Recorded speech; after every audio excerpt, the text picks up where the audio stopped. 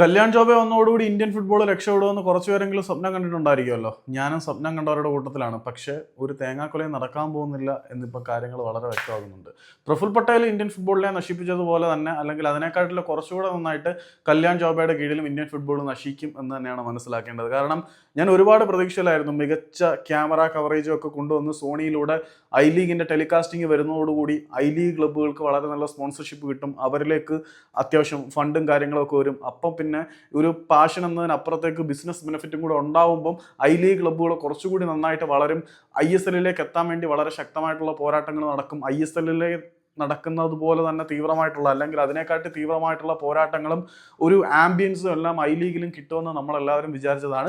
സോണിയിലൂടെ telecasting നടക്കുന്നുണ്ട് എന്ന് നമ്മൾ അറിഞ്ഞപ്പോൾ മുതൽ വളരെ എക്സൈറ്റഡ് ആയിരുന്നു നമ്മളെല്ലാവരും. കാരണം ഐ ലീഗ് ക്ലബ്ബുകളുടെ അധികൃതരും വളരെയധികം സന്തോഷത്തിൽ തന്നെ ആയിരുന്നു. കാരണം അവർക്ക് കൂടുതൽ വിസിബിലിറ്റി കിട്ടുമ്പോൾ കൂടുതൽ സ്പോൺസേഴ്സിനെ കിട്ടും, ഫണ്ടേഴ്സിനെ കിട്ടും, ഇൻവെസ്റ്റ്മെന്റ് കിട്ടും, പതിയെ ലാഭത്തിലേക്ക് പോകാൻ പറ്റും. പക്ഷേ ആ പ്രതീക്ഷകളെല്ലാം തകിടം മറിയിരിക്കുകയാണ്. ബംഗാൾ ബേസ്ഡ് ആയിട്ടുള്ള സാക്ഷി സ്പോർട്സ് നെറ്റ്വർക്ക് ആണ് നമ്മളുടെ ടെലികാസ്റ്റിംഗ് റൈറ്റ്സ് സ്വന്തമാക്കിയത് എന്നാണ് അറിയാൻ കഴിയുന്നത്. അവരുടെ ബിഡാണ് പരിഗണിക്കുന്നത് എന്നാണ് അറിയുന്നത്. അപ്പം അവരുടെ തന്നെ ഒരു OTT പ്ലാറ്റ്ഫോം ഉണ്ട്, അതിന് നല്ല പേയ്മെന്റും കാര്യങ്ങളൊക്കെ ആവും എന്നാണ് അറിയുന്നത്. അപ്പം സാക്ഷി സ്പോർട്സ് ലിമിറ്റഡിനാണ് ബ്രോഡ്കാസ്റ്റിംഗ് റൈറ്റ് കിട്ടിയതെന്നാണ് അറിയുന്നത്. ഈ ഒരു തീരുമാനത്തിനെതിരെ രഞ്ജിത്ത് ബജാജ് ഉൾപ്പെടെയുള്ള ഐ ലീഗ് ക്ലബ്ബുകളുടെ ഉടമകളുടെ ശക്തമായിട്ട് രംഗത്ത് വന്നിരിക്കുകയാണ്.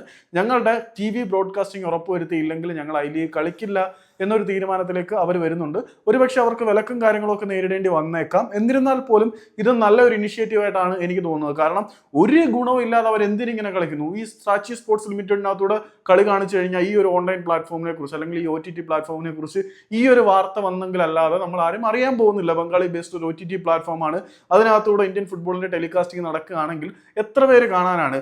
ആളുകൾ കണ്ടില്ലെങ്കിൽ എന്തിനാണ് അവർ കളിക്കുന്നത്? ആളുകൾ കണ്ടാൽ മാത്രമേ അവർക്കൊരു പിന്തുണയും മറ്റു കാര്യങ്ങളും ഒക്കെ കിട്ടുന്നുള്ളൂ. ഇപ്പം ഗൂഗിളത്തിനൊക്കെ അത്യാവശ്യം നല്ല സപ്പോർട്ട് കിട്ടേണ്ട സമയമാണ്, കിട്ടുന്നുണ്ട്. അത് ഒക്കെ കർട്ടയിൽ ചെയ്യാൻ മാത്രമേ ഇത്തരത്തിലുള്ള പരിപാടികൾ ഉപകരിക്കത്തുള്ളൂ. അപ്പം രഞ്ജിത്ത് ബജാജിന്റെ ഒക്കെ ഒരു തീരുമാനം വളരെ നല്ലത് തന്നെയാണ്. കാരണം അവർ ഒറ്റക്കെട്ടായിട്ട് അണിനിരക്കാൻ പോവുകയാണ്. ഞങ്ങളുടെ ബ്രോഡ്കാസ്റ്റിംഗ് ഉറപ്പുവരുത്തിയാൽ മാത്രമേ ഞങ്ങൾ കളിക്കാൻ ഇറങ്ങത്തുള്ളൂ. അല്ലാതെ ഈ ഓൾ ഇന്ത്യ ഫുട്ബോൾ ഫെഡറേഷനിലെ കുറെ അവന്മാർക്കും അവന്മാരുടെ ബംഗാൾ ലോബിക്കും ഈ ബിസിനസ് ഗ്രൂപ്പിന് ലാഭം ഉണ്ടാക്കാൻ വേണ്ടി അവരവരുടെ പൈസയും എഫേർട്ടും ഒന്നും കളയേണ്ട കാര്യമില്ലല്ലോ.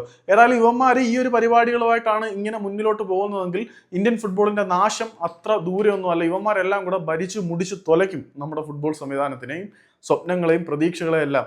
ഈ വിഷൻ 2045 അല്ലെങ്കിൽ 2047 എന്നൊക്കെ പറഞ്ഞ് 2047 നമ്മളെ വലിയ ലെവലിലേക്ക് എത്തിക്കും എന്ന് കല്യാൺ ജോബെ പറഞ്ഞിരുന്നു. പക്ഷേ ഈ പോക്ക് നശിപ്പിക്കാനുള്ള പോക്കാണ് മക്കളെ.